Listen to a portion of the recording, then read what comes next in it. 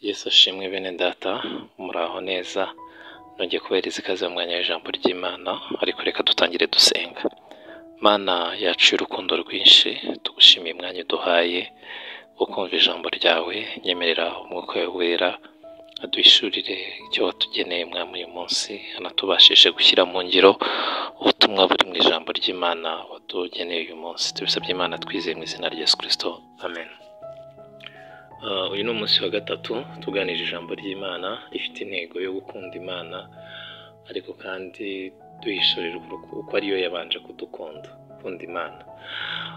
Kuri uyu munsi turasoma ijambo ry'Imana dusanga mu Rwanda rwa Pawulo yandikiye Abaroma. Turasoma ibice 5 umurongo wa 7 kugeza ku wa 8. Aranditse ngo birakomeye kugira ngo umuntu apfire umukiranutsi nkanswe umunyabyaha.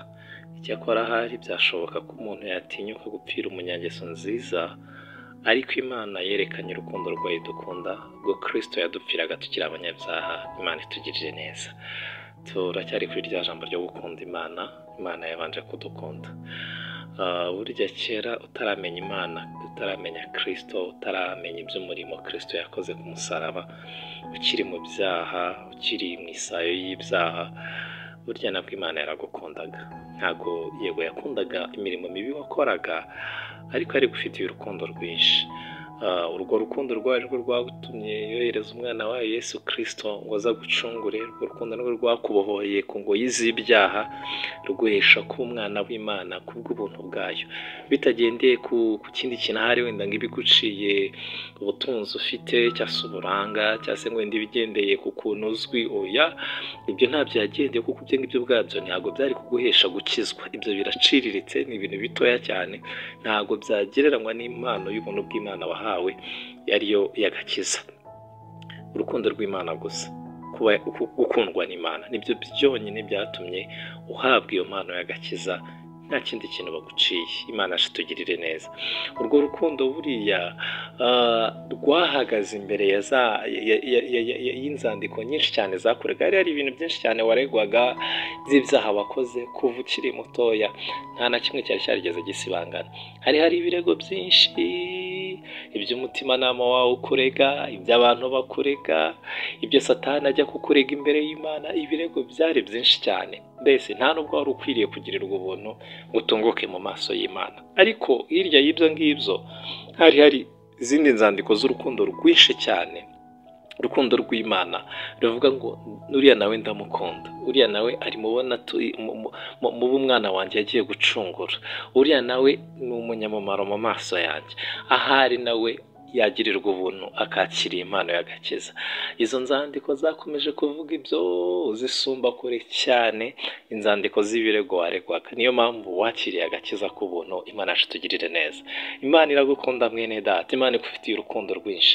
Ntago intege nkeya umuntu yagira zishobora kugereranywa n'urukundo rw'Imana.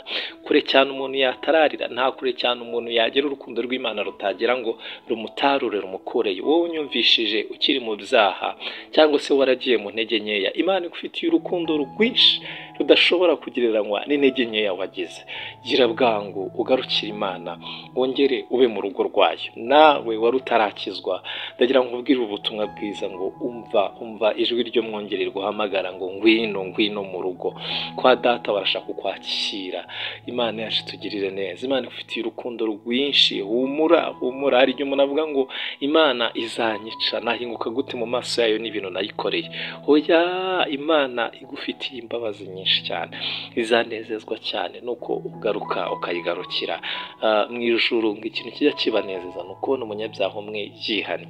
Imana iragukunda cyane. Urukundo igukunda rurusha imbaraga uburemere bw'ibyaha waba warakoze. Imana iragukunda cyane. Nongere mbisubiremo, Imana iragukunda cyane. Imana yacu tugirire neza. Akira urwo rukundo rw'Imana, ugira umwete wo kuyisanga. Nawe unyumvishije ukiri mu buntu bwayo, ukaba uzirikanye, ukaba wongeye kwibuka uburyo urukundo rw'Imana rwo rwagukuye kure mu bubata bw'ibyaha rukakwegereza Imana. Wongere uhereza agaciro urwo rukundo rw'Imana. Imana yacu tugirire neza. Urwo rukundo wakunze bityo rukagukura mu byaha, birakwiye ko nawe urwerekaniza gukora ibyiza bikwiriye abizeye. Nawe wumvishije buno butumwa bwiza urukiri mu byaha, gira bwangu wakira urukundo rw'Imana nawe uyikunde, werekanishe urwo rukundo uyikunze kuyisanga ikagukiza ibyaha byose ndetse n'ububi bwose. Urakoze cyane, Yesu aduhana umugisha.